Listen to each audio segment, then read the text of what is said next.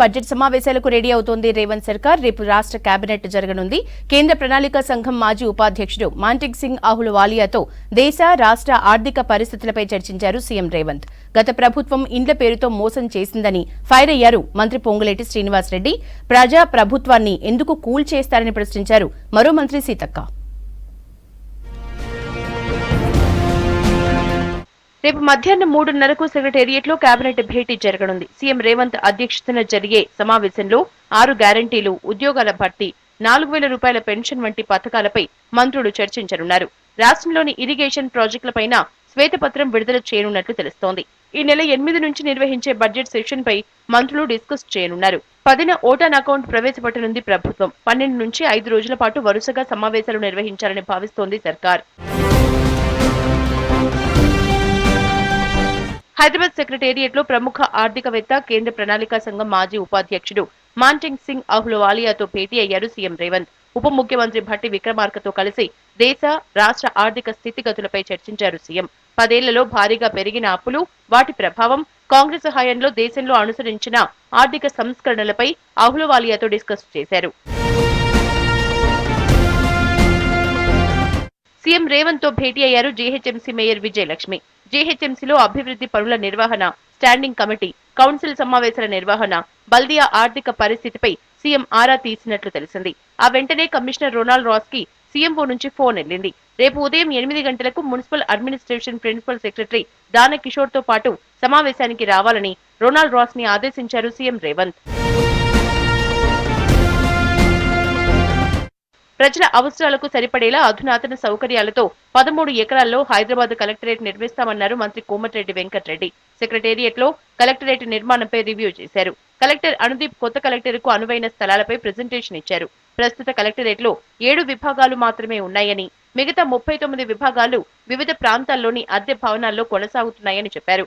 నగరానికి నడిబొడ్డున ఉన్న పాటిగడ్డ స్థలం కలెక్టరేట్ కు అనుకూలంగా ఉంటుందన్నారు మంత్రి కోమటిరెడ్డి. సీఎం రేవంత్ తో చర్చించి తుది నిర్ణయం తీసుకుంటామని చెప్పారు.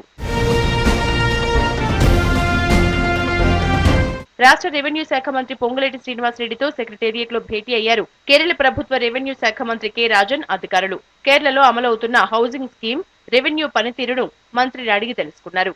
అనంతరం మినిస్టర్ క్వార్టర్స్ లో హౌసింగ్ కార్పొరేషన్ డైరీ క్యాలెండర్ ని విడుదల చేశారు. డబుల్ బెడ్రూమ్లు ఇస్తామని గత పాలకులు ప్రజల్ని మోసం చేశారని విమర్శించారు మంత్రి పొంగులేటి. ప్రజలను ఎలా నమ్మబలికిందో ఆనాడు హౌసింగ్ సెక్టర్ అంటేనే, హౌసింగ్ డిపార్ట్మెంట్ అంటేనే రాష్ట్రంలో ఉమ్మడి ఆంధ్రప్రదేశ్ లో ఒక బలమైన సెక్టార్. అది దాన్ని పూర్తిగా డిమాలిషన్ చేసిన గొప్ప చరిత్ర ఉన్న ప్రభుత్వం గత ప్రభుత్వం. ఈ ఇందిరమ్మ రాజ్యంలో అభయహస్తంలో ప్రధానమైన అంశం పేదవాడికి ఇల్లిస్తామన్నదే. ఒక భరోసా ఇచ్చాం ప్రజలకి. ఇంద్రవెల్లి సభ సక్సెస్ చూసి బీఆర్ఎస్ నాయకులు ఓర్వలేక అక్కసు వెళ్లగక్కుతున్నారన్నారు మంత్రి సీతక్క. ప్రియాంక గాంధీని అడ్డుకుంటామంటున్న కవిత ఆమె కాలిగోడికి కూడా సరిపోదని ఫైర్ అయ్యారు. ప్రజా ప్రభుత్వాన్ని ఎందుకు కూల్ చేస్తారని ప్రశ్నించారు సీతక్క. ఇంద్రవెల్లి పోరాట స్ఫూర్తిగా మరి జరిగినటువంటి భారీ బహిరంగ సభను చూసి సహించలేక వాళ్ళు చేయనటువంటి మరి పనులు ప్రజలకు చేస్తుంది కాంగ్రెస్ ప్రభుత్వం, సీఎం రేవంత్ రెడ్డి గారి నాయకత్వంలో అని అక్కస్తోటి, అధికారం పోయిందనేటువంటి అక్కస్తోటి ఈ తెలంగాణ ప్రాంతం తమ యొక్క ఎస్టేట్గా భావించినటువంటి కేసీఆర్ కుటుంబము ఇష్టానుసారంగా ప్రజల చేత ఎన్నుకోబడ్డటువంటి కాంగ్రెస్ ప్రభుత్వం పైన, ప్రజా ప్రభుత్వం పైన అక్కసు వెళ్ళగక్కుతా ఉన్నారు. ప్రియాంక గాంధీని అడ్డుకుంటుందట, ఆమె కాలి గోటికి కూడా మీరు సరిపోరని అంటున్నారు. వరంగల్లో వరదల సమయంలో ముందు జాగ్రత్తల కోసం యాక్షన్ ప్లాన్ సిద్ధం చేస్తున్నామన్నారు మంత్రి కొండా సురేఖ. కూడా ఆఫీసులో గ్రేటర్ వరంగల్ అభివృద్ధి పనులపై ఉన్నత అధికారులతో చర్చించారు మంత్రి. కేటీఆర్ వైఫల్యంతో కేంద్రం నుంచి వరంగల్ కు నిధులు రాలేదన్నారు సురేఖ. అన్ని స్లమ్స్ కూడా ముంపునకు గురై కనీసం వాళ్ళకి తినడానికి తిండి కూడా లేదు. దాని మీద కనీసం కార్పొరేషన్ నుండి కానీ, మున్సిపల్ శాఖ మంత్రులు కేటీఆర్ గారు కానీ ఒక్క సమీక్షా సమావేశం కూడా నిర్వహించలేదు. ఈ ముంపు ప్రాంతాలను ఏ విధంగా పరిరక్షిస్తామనేటువంటి ఒక ఆలోచన కూడా చెయ్యలేదు.